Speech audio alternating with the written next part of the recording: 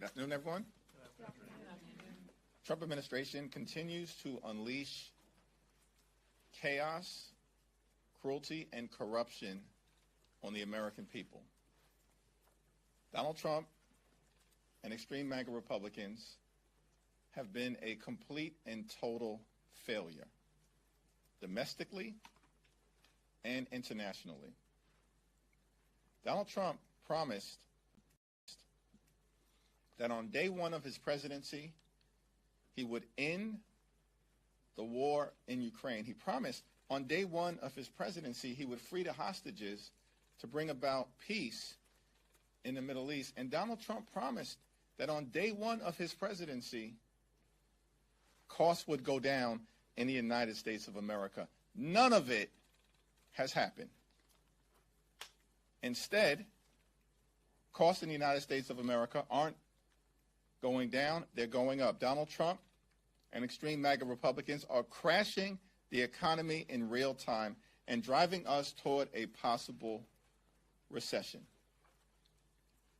Donald Trump and House Republicans have not done a single thing to lower the high cost of living in the United States of America. Not a single thing. Instead, Republicans are trying to jam this one big, ugly bill down the throats of the American people. The GOP tax scam represents the largest cut to Medicaid in American history. It's an all-out assault on the health care of the American people. Children, families, people with disabilities, seniors, veterans will all be hurt by the GOP tax scam. Premiums, copays, and deductibles will go up for tens of millions of Americans. Hospitals will close. Nursing homes will shut down. Community-based health clinics will be unable to operate.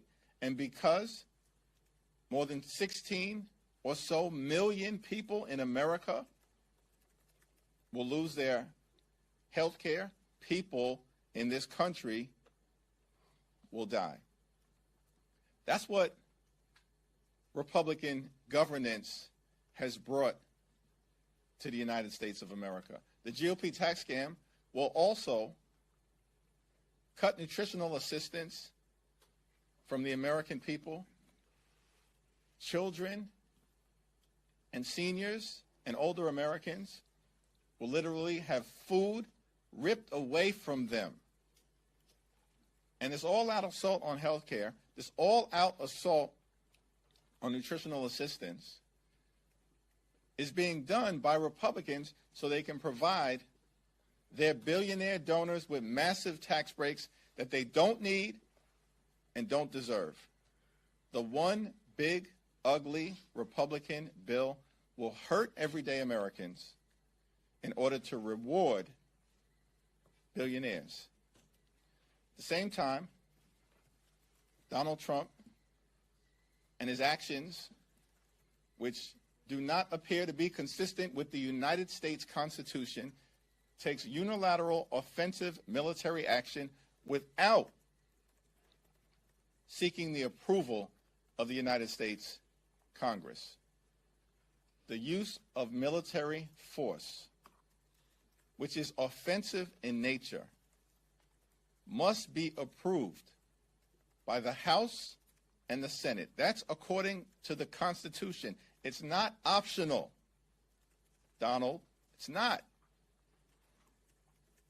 The framers of the Constitution actually gave Congress the power to declare war for a reason, so the American people, through their elected representatives, would have the opportunity to debate the issue and make some decisions as it relates to what's in the best interest and the national security of the American people. Donald Trump and the administration chose to ignore the Constitution. And so they're going to have to come before Congress and explain their justification for an offensive military strike against Iran. Yes, we can never allow Iran to become a nuclear power. And of course, Israel has the right to defend itself and will support Israel's security in an ironclad manner. But the Trump administration intentionally decided to ignore the aggressive diplomacy that was available to it to try to address the Iranian nuclear threat and ignore the requirements of the Constitution, and now they've got to explain why. And we expect that justification, not just at the classified briefing behind closed doors tomorrow, but we expect them to explain to the American people the basis of the strike.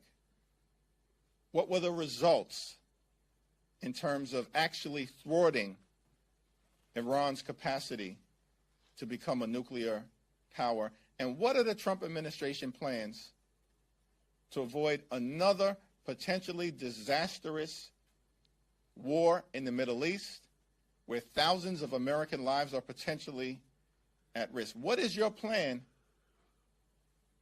to avoid another foreign war? A promise you made, a promise that Donald Trump made to the American people last year. And just like every other major promise that he made on a campaign trail, he's failed to keep it. Questions? Mr. Leader, you've been very... Thank you. Mr. Leader, I know you just said it's not optional to use military force without consulting Congress, but what is your specific reaction to this afternoon's retaliatory strikes? Also, were you briefed this morning about the potential for retaliation? And lastly, have you been given any updated intelligence assessment about what damage may or may not have occurred from Saturday's strikes? On Saturday, at the highest levels, I communicated to the White House that it was my expectation that we would have a Gang of Eight classified briefing immediately to discuss the military strike on Iran, the potential for retaliation, as well as to probe the basis and justification for the offensive military action, and to understand the damage that was actually done and whether reports are accurate that Iran may have moved significant amounts of their enriched uranium in advance of the strike, which would effectively allow them to remain in a position to become a nuclear power. That Gang of Eight briefing has not taken place. So the question is, why not? What is the administration hiding from the elected representatives of the United States Congress? Stand behind their actions. Now, our thoughts, prayers, and our full support will continue to be behind the members of the United States military who are in harm's way throughout the Middle East. That's unwavering and unequivocal support for our service men and women in the military throughout the Middle East. That is different than making sure that the Trump administration in a democracy follows the law, follows the Constitution, and does what's in the best interest of the national security of the American people. Thanks. Back row. Leader Jeffries, would you support the Ro Khanna War Powers resolution? I haven't taken a look at it. Leader Jeffries, Speaker Johnson just said that now is not the, quote, appropriate time for that resolution. What's your response? And also, do you expect to receive another briefing from the White House? What have they told you? We haven't gotten an initial briefing from the White House. All we received from the White House was a so-called courtesy call with no explanation as to the rationale for the decision that was taken that could have serious consequences for the American people. I asked for a Gang of Eight briefing. It has yet to occur.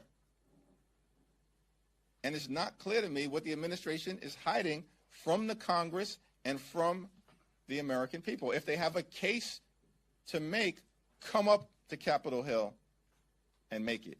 In terms of the War Powers Act resolutions, because House Republicans changed the rules in this Congress, those resolutions would ordinarily be required to be presented for an up or down vote within 48 hours because they were privileged in nature. For some reason, House Republicans don't want to have a full and comprehensive and swift debate on the War Powers Act issue before the American people. So they've changed the rules such that the resolutions aren't even eligible for a debate on the House floor until several weeks from now. That's outrageous. And House Republican leaders are going to have to explain that to their own base, which also does not want to see another dangerous, potentially disastrous Middle Eastern war.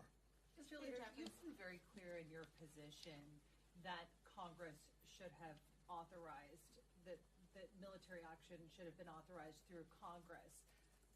If the Commander-in-Chief had sought congressional approval here, would you have given it to him?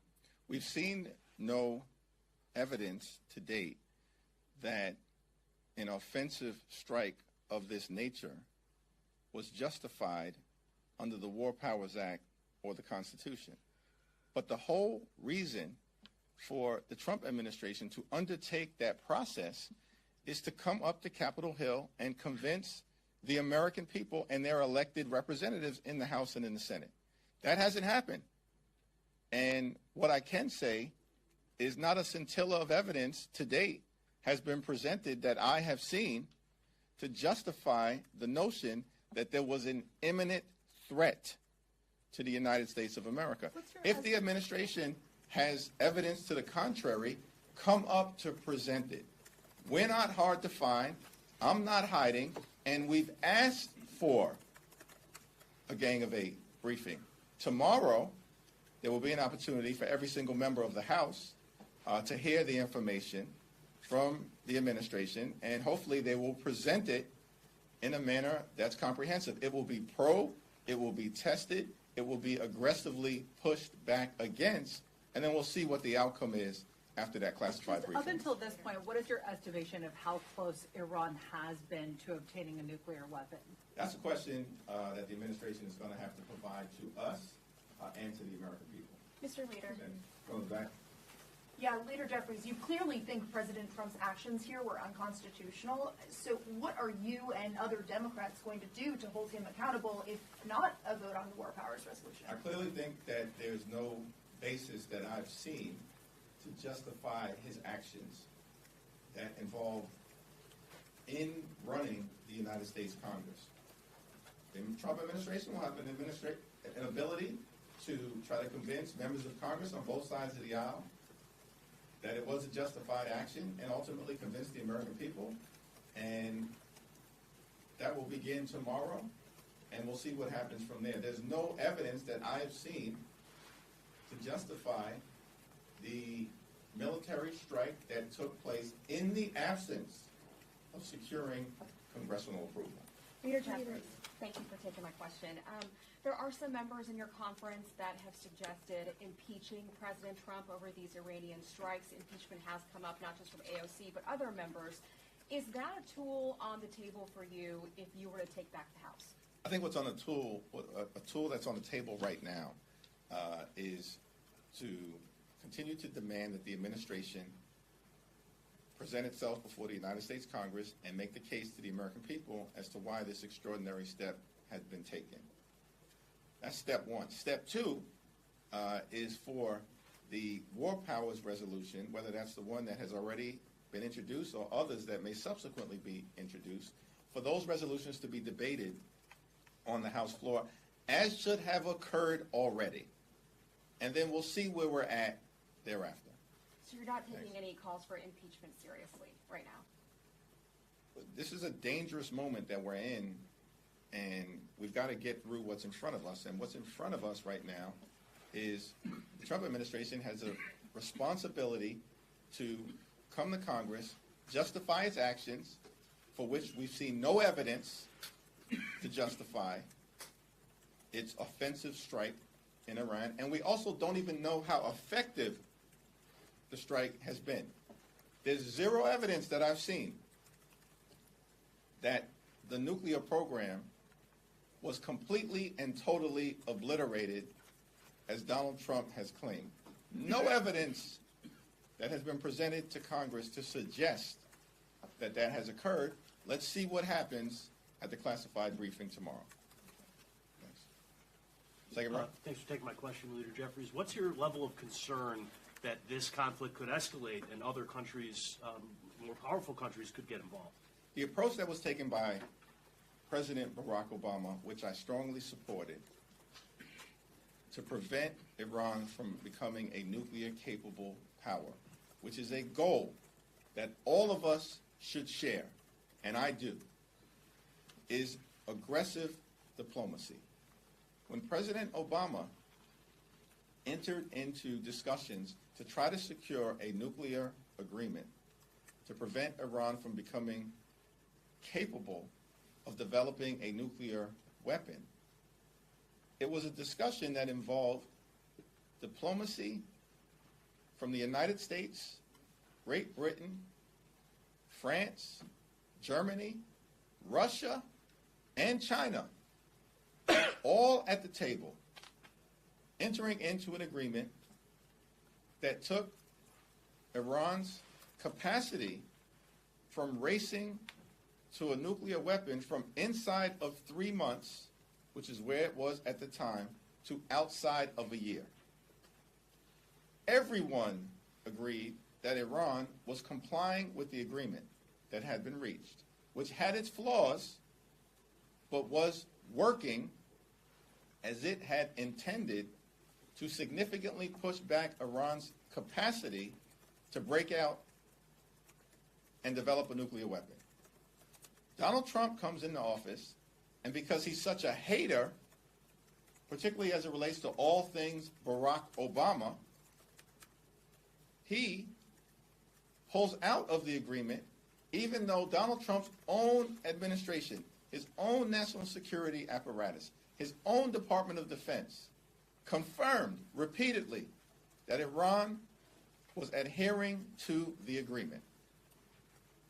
When Barack Obama was president and when Donald Trump was president the first time, Donald Trump pulls out and set this whole situation that we're in right now into motion. On Friday, Donald Trump says, we're going to allow for the next 2 weeks to occur so that we can pursue a diplomatic resolution. He lied to the American people, turned around, and without congressional authorization, launched an attack that does risk the possibility of further United States entanglement that will cost us trillions of dollars and thousands of lives if it goes the way of the failed war in Iraq and the challenges that we had over a 20-year period of time in Afghanistan, notwithstanding the fact that our involvement in Afghanistan was clearly justified because we had to take out Al-Qaeda and the Taliban who were housing them. These Middle Eastern situations are rough situations. The American people see this clearly, which is why one can't just simply unilaterally decide to potentially entangle us in another conflict. It's the purpose of the constitutional provision. I think Article 1, Section 8, Clause 11. If I'm wrong, someone will point that out immediately. There's a reason for it. And Donald Trump chose to abandon it. Thank you, Mr. Leader. House Republicans, including Derek Van Orden and Byron Donalds, have suggested that the Trump administration was justified in not providing the briefings that you've asked for because the information would be leaked. They say that members would leak to the press and that the Trump administration was correct to keep this information secret. What's your response to these Republicans who say that you all would have leaked the information, classified information, had you received it in the manner that you requested The it? Trump administration can't point to a single example of a Gang of Eight briefing being disclosed to the American people in a manner that would have created harm to the United States of America. I challenge them, point to a single example of a Gang of Eight briefing over the last several administrations resulting in information that was classified becoming public. What is the administration hiding? And by the way, the strike has already occurred. On Saturday, at the highest levels, respectfully request of the White House to provide an immediate Gang of Eight briefing. And it still hasn't happened. This is after the strike has occurred. Come up to Capitol Hill and justify your actions. Justify the fact that you may be taking us to a war that your own people in the MAGA verse don't want. Your own people. And you have a responsibility to explain that to the American people. And so far, they failed to do it, even at the highest levels of congressional leadership.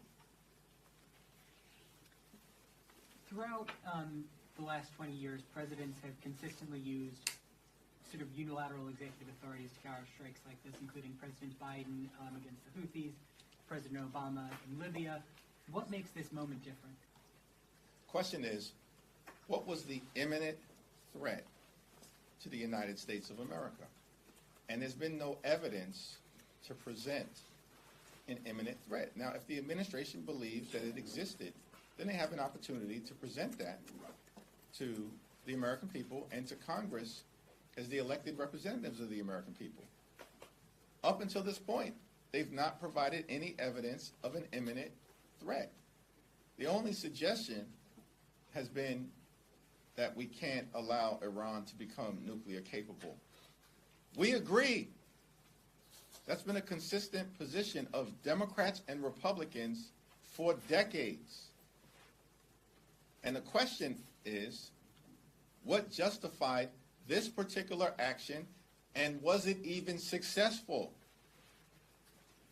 in completely and totally obliterating Iran's nuclear program, as was represented by Donald Trump to the American people? Did Donald Trump tell the truth?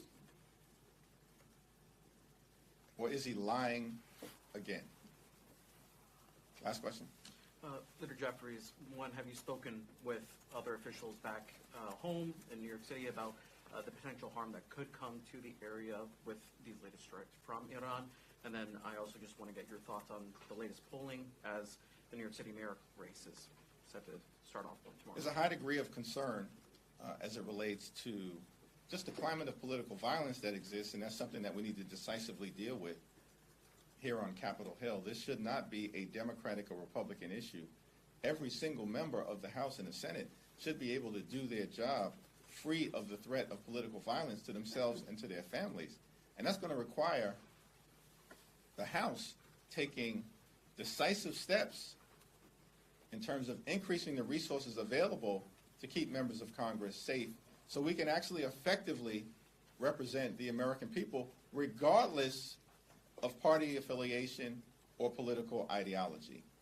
In terms of specific threats, I'm confident that the NYPD, the police commissioner, working with the leadership in New York City and New York State, they're taking appropriate steps to keep everybody safe, particularly areas that are sensitive in terms of the potential to be targets, whether those are houses of worship, synagogues, shuls, mosques, or other affiliated religious institutions during a time of great challenge.